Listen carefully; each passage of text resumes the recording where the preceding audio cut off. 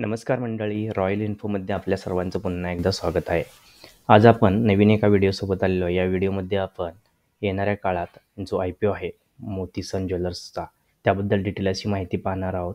त्याचबरोबर काही दिवसापूर्वी येऊन गेलेल्या IPOचे पण ॲनालिसिस करणार आहे की कोणता जो शेअर आहे IPOमध्ये लिस्ट झाला तो कसा परफॉर्मन्स करत आहे आणि मोती सन ज्वेलर्सची जी ग्रे मार्केट प्राईस आहे ती कशी आहे आणि त्याची लिस्टिंग कशी होणार आहे ह्याविषयी सविस्तर अशी माहिती आपण या व्हिडिओमध्ये पाहणार आहोत. तर मित्रांनो, हा व्हिडिओ शेवटपर्यंत पहा जेणेकरून आपल्याला समजेल की याची ग्रे मार्केट प्रीमियम कसा चालू आहे आणि आपल्याला IPOला अप्लाय कसं करायचं आहे. तर चला आपण व्हिडिओ स्टार्ट करूया.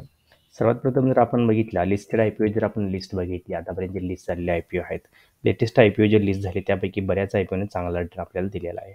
फॉर एक्झाम्पल आपण जर विचार केला, फ्लेअर रायटिंगचा विषय जर सोडून दिला तर ह्यानंतर टाटा टेक्नॉलॉजी सगळ्यात मोठा जो IPO आला होता टाटा कंपनीचा, टाटा ग्रुपचा, तो 162% रिटर्न दिलेला आहे. म्हणजेच तुम्ही जर एक लॉट जर घेतला असता तरीसुद्धा तुमचे पैसे डबल किंवा ट्रिपल म्हणजे 45,000चा तुम्हाला बेनिफिट यावर झाला असता. त्यानंतर गंधार ऑइलमध्ये पण जे रिटर्न आहे ते 78% आहेत.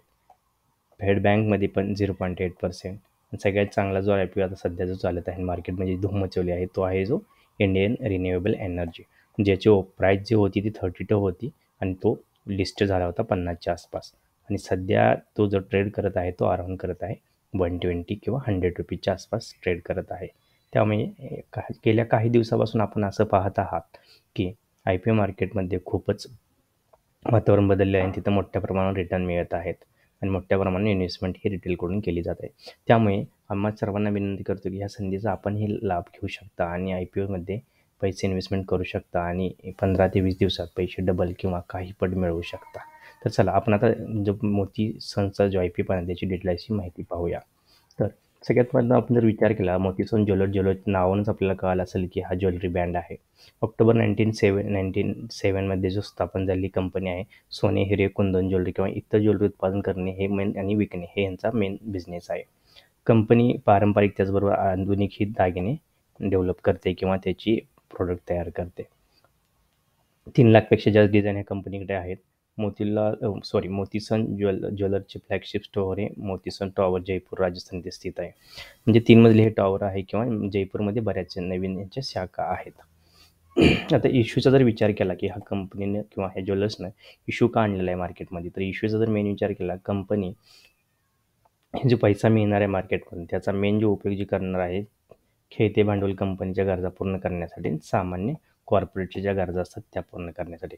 कंपनीने ताज्या इश्यूच्या निव्वळ उत्पन्नाचा उपयोग खालील गोष्टीसाठी केलेला आहे. एक, कंपनी खेळत्या भांडवल आणि दुसरं सामान्य कॉर्पोरेट उद्देशासाठी केलेला आहे. तर आता आपण डिटेल अशी माहिती पाहणार. मोती सन ज्वेलर्सचा IPO जो आहे तो IPO जो ओपन होणार आहे तो मंडे 28 डिसेंबर 18ला ओपन होणार आहे. मंडेला 18 तारखेला ओपन होणार आहे सोमवारी. क्लोज जो होणार आहे तो बुधवारी क्लोज होणार आहे. बेसिक अलॉटमेंटचा जर आपण विचार केला तर 21 डिसेंबरला हा अलॉटमेंट जे आहे तिथं आपल्याला कळून जाणार आहे की आपल्याला शेअर भेटले आहेत का नाही. जर आपल्याला शेअर नसेल भेटले तर आपल्याला फ्रायडे डिसेंबर 22लाच आपल्या बँकेकडून रिफंडचे मेसेज यायला सुरुवात होईल. क्रेडिट टू शेअर डीमॅट जर अकाउंट असेल तर ते आहे फ्रायडे 22, म्हणजे 22लाच तुमचं जर डेबिट किंवा क्रेडिट या दोन्ही गोष्टी कळून जाईल. जर आपल्याला शेअर मिळाले असेल तर आपले डेबिट स्टार्ट होऊन जाईल आणि नसेल तर आपल्याला रिफंड मिळून जाईल. जे अमाऊंट आहे ते अनब्लॉक होईल. लिस्टिंग डेट जर बघितलं तर 26 आहे, ट्यूजडे आहे, मंगळवार, त्या दिवशी लिस्टेड आहे. आपल्याला जर अप्लाय केलं तर कट आउट मॅन्डेट जे आहे ते 20 डिसेंबरच्या 5 PM म्हणजे 5 वाजायच्या अगोदर आपल्याला जर आहे जे UPIवरनं जे मॅन्डेट असतं ते आपल्याला ॲक्सेप्ट करावं लागतं. आता जर आपण याचा विचार केला सध्या की रिटेल इन्व्हेस्टमेंट जर रिटेलमध्ये जर आपण लावणार असेल तर मिनिमम 250 शेअरचा जो आहे किंवा लॉट आहे, म्हणजे एका लॉटमध्ये 250 रुपये, 250 शेअर म्हणजे टोटल अमाऊंट जी आपल्याला लावायची 13,750 आणि ह्याच्या मल्टिपलमध्ये आपण बाय करू शकता. आता जर आपण ह्याचा विचार केला तर ह्यामध्ये रिटेलसाठी एक लॉट म्हटले की 250 शेअर 13,750ची आपल्याला इन्व्हेस्टमेंट करावं लागेल. रिटेल मॅक्सिमम जे आहे ते 14 लॉट घेऊ शकतात, म्हणजे 3,500 शेअर 1,92,500ची आपण investment as a retail investment म्हणून करू शकता. HNI जर विचार केला तर आपण 15 लॉट घेऊ शकता HNI कॅटेगरीमध्ये, 3,750 शेअर आणि 2,06,250. सुपर HNI मॅक्सिमम जर विचार केला तर 72 लॉट्स आपण घेऊ शकता. शेअर जे असतात ते 18,000 आहे, 9,90,000. आणि आपल्याला जर अजून जास्त घ्यायचे असेल तर आपल्याला BHNI कॅटेगरीमधून 18,250 शेअर आणि 1 करोडच्या आसपासची जी अमाऊंट आहे ते आपण लावू शकता. तर आपण रिटेलमध्ये असाल तर आपण 250 किंवा 1 लॉटपासूनही स्टार्ट करू शकता. आता जर आपण विचार केला तर ग्रे प्रीमियम मार्केटमध्ये ह्या जी कंपनी आहे ह्याचा प्रीमियम कसा चालू आहे सध्या, तर ह्याच्यामध्ये जर आपण विचार केला तर आज जो प्रीमियम आहे तो ₹100 आहे. म्हणजेच विचार करा, आज जर हा जो 55ला लिस्ट झालेला स्टॉक प्लस ग्रे प्रीमियम जर विचार केला ₹100, तर हा जो शेअर आहे लिस्टिंगच्या दिवशी ₹150च्या आसपास ओपन होण्याची चिन्हे आहेत.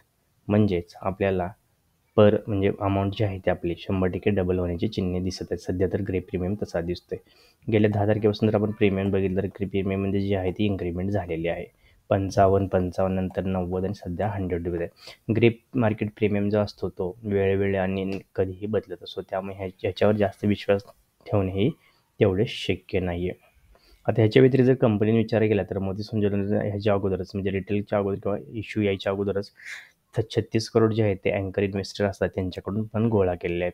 यामध्ये मेरू इन्व्हेस्टमेंट फंड जे आहे ते त्यांनी 46 लाख इक्विटी शेअर बाय केलेले आहेत आणि झिनिया ग्लोबल फंड जे आहे त्यांनी 20 लाख शेअर केले आहेत. एक जे आहे ते 11 करोडचे बाय केले आहेत आणि मेरून जे आहे ते 25 करोडचे शेअर बाय केले आहेत. असे 36 करोडची इन्व्हेस्टमेंट जी आहे ती अँकर इन्व्हेस्टमेंट करून ऑलरेडी कंपनीला भेटलेली आहे. याच्या व्यतिरिक्त जर आपण विचार केला तर कंपनीचा जो इश्यू आहे तो 52 ते 55 रुपयाच्या श्रेणीमध्ये येत आहे.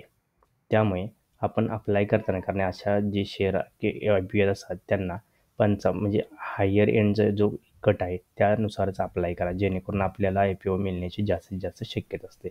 त्याचबरोबर आपल्याकडे जर मल्टिपल जर हे असतील डीमॅट अकाउंट असतील तर आपण मल्टिपल डीमॅटचा वापर करा जेणेकरून शेअर मिळण्याची पॉसिबिलिटी आहे ती सर्वात जास्त असावी.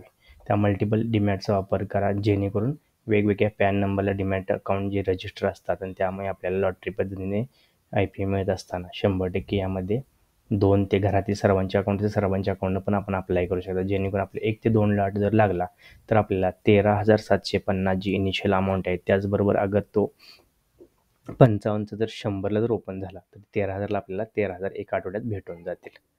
त्यामुळे आजकाल शेअर मार्केटमधून पैसे मिळवायचा सर्वाधिक सोपा जो आहे तो बिझनेस IPO झालेला आहे. बरीच लोकं मोठ्या प्रमाणात IPOमध्ये इन्व्हेस्टमेंट करतात. जसं की आपण पहिलं पाहिलंच असेल टाटा टेक्नॉलॉजी असेल किंवा इंडियन रिन्युएबल एनर्जी असेल.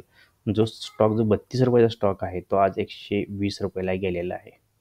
म्हणजे यात किती पट इन्व्हेस्टमेंट झाली ह्याचा विचार आपण करावा आणि ह्या सुवर्ण संधीचा फायदा घेऊन सगळ्यात जास्त जी इन्व्हेस्टमेंट आहे ती मराठी माणसाने आपल्या IPO आणि मार्केटमध्ये करावी जेणेकरून आपल्याला जे आर्थिक संपन्न होणे स्वप्न जे प्रत्येकाचं असते ते लवकरात लवकर पूर्ण होईल. तर मित्रांनो, या व्हिडिओमध्ये सर्वात महत्त्वाचं आपल्याला लक्षात ठेवायचं IPO हा मंडेपासून ओपन होणार आहे, बुधवारी क्लोज होणार आहे आणि आपल्याला त्याचबरोबर जी स्टॉक भेटल्यानंतर लिस्टिंग डेट जी आहे ती 26 डिसेंबर 2023 आहे. आणि जर एकदा तुम्हाला IPOची अलॉटमेंट झाली तर त्या नंबर तुम्ही बुक करा किंवा फिक्स असा एखादा स्टॉप लॉस लावून तुम्ही हे स्टॉक होल्डही करू शकता. कारण तुम्ही गेल्या दिवसापासून बघत असाल की ज्वेलर्सची स्टॉक जे आहेत कल्याण ज्वेलर्स असो किंवा इतर कोणते असो त्यांना बाजारात चांगल्या प्रकारचे रिटर्न मिळाले आणि आपण हे पण पाहिलं असेल की गेल्या काही दिवसापासून मार्केटमध्ये सध्या मोठ्या प्रमाणात बाईंग चालू आहे, एकतर्फा रॅली चालू आहे. त्यामुळे जरा काळजी घेऊन मार्केटमध्ये ट्रेड करा.